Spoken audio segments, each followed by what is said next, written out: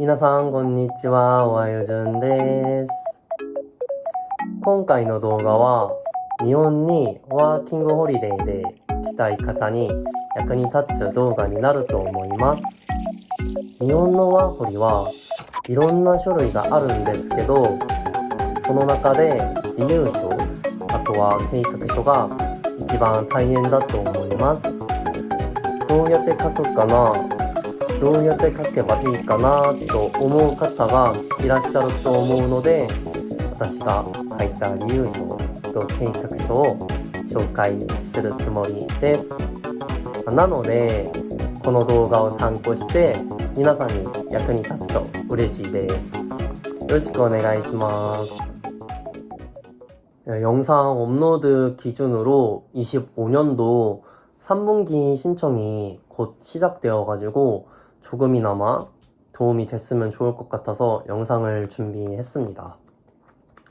저는 23년도 2분기 접수 기간에 신청을 해서 한 번에 합격을 하고 이제 자금을 조금 더 여유롭게 가지고 오기 위해서 회사를 좀 더 다니다가 24년도 4월에 작년 4월에 도쿄로 워홀을 오게 됐어요.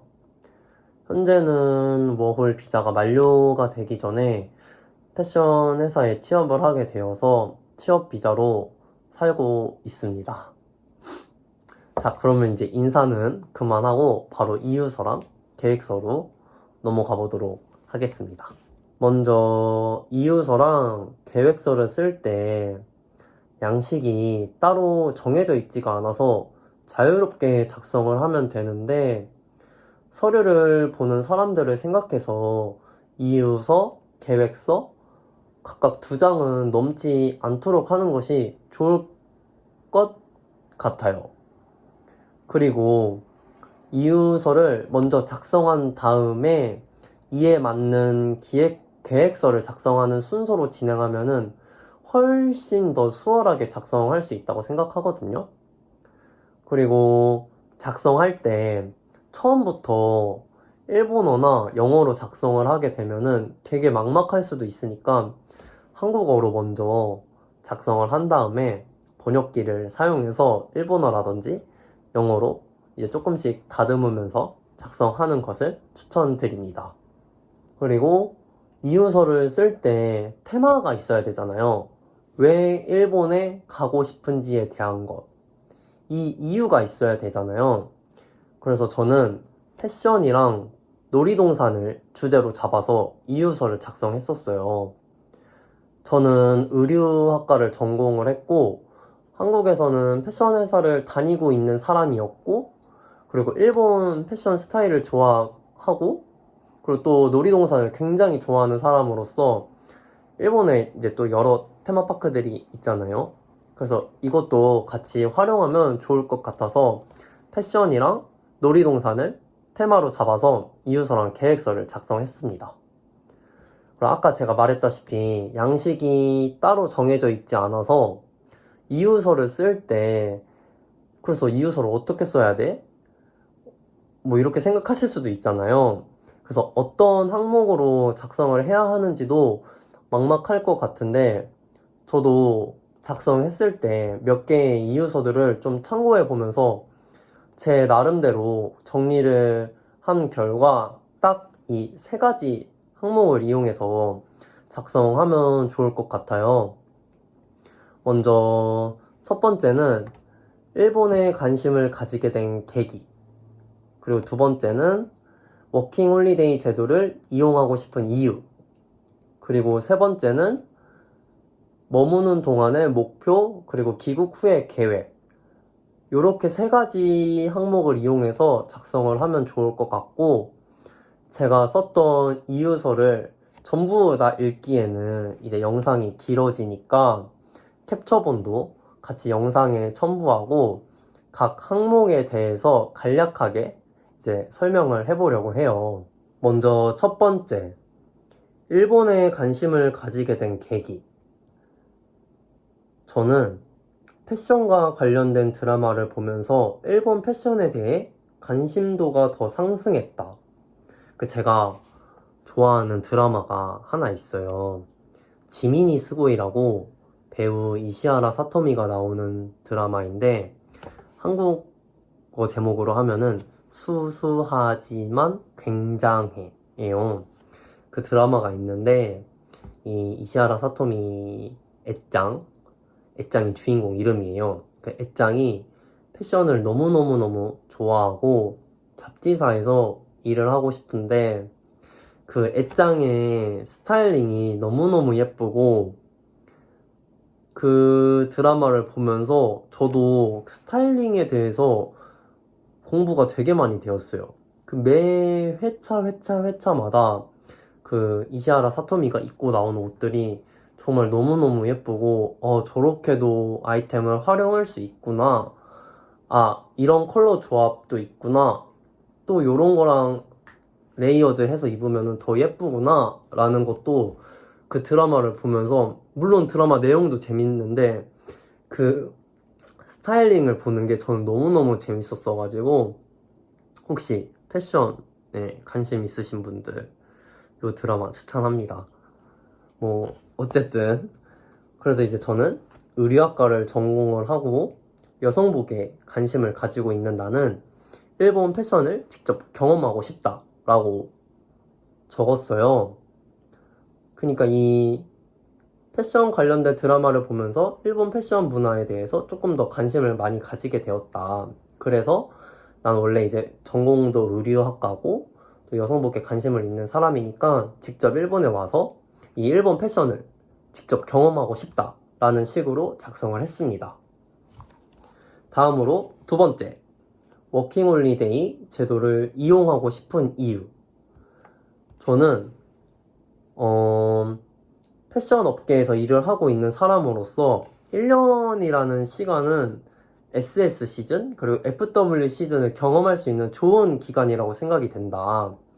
그리고 간접적으로 보는 것이랑 직접적으로 보는 것은 정말 다르기 때문에 이 워홀 제도를 이용을 해서 1년간의 그 시즌을 느끼고 싶다라고 적었어요. 그리고 패션 이외에도 내가 좋아하는 테마파크들을 다니면서 그 지역을 즐기고 싶다라고 적었습니다. 그러니까 왜 제도를 이용하고 싶냐? 워홀은 1년이잖아요. 그 1년 동안 SS 시즌, FW 시즌을 직접 경험하고 싶다. 직접적으로 느끼고 싶다라는 식으로 작성을 했습니다. 그리고 마지막 세 번째, 머무는 동안의 목표 그리고 귀국 후의 계획. 요거는 좀